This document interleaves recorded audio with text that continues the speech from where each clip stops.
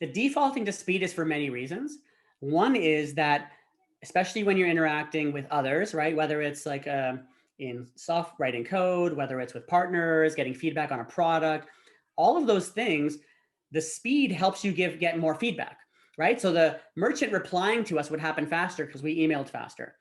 The feedback on the product happens faster because no one had to check it, and which means you're getting high fidelity information back. So I think that speed is an underrated, like I know we talk about it, everybody talks about it, but I think that people don't understand why it's so important. It's the loop, right? The shorter you can make the loop, the faster you can learn. And again, I said this before, I focus on learning as my number one attribute that I look for, that I spend my time on. And in order to be learning, you have to get feedback loops. Yeah. Yeah, I love it. Like the cascading effect of like every, waiting to send this email on Monday versus sending it today. Right. All these things kind of just, have this loop effect, like you said. I think that matters a lot. So I think I have another topic that is somewhat Okay. related. And that's talking about the word no. You have a lot of opinions about this word no, from what I can gather.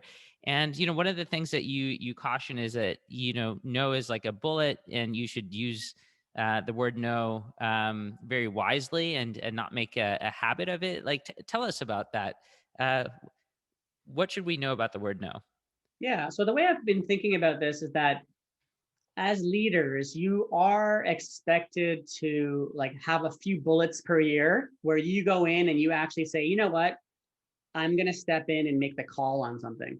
And the reason you only want to have a few per year is because you do want the team to not get used to you stepping in, but also feel like they have the permission to try things and learn from those things. And so the bullets should be used super sparingly. And that's when, when I talk about the word no, I mean that going in and somebody wants to try something, it has to be your 1 or 2 shots per year where you're actually overriding. And I think this is true for leaders in all levels, because when you're prioritizing something, I think that's super important to get right, and I think that's a great bullet to use, and that's something that, as a communication perspective, we should all be spending time on.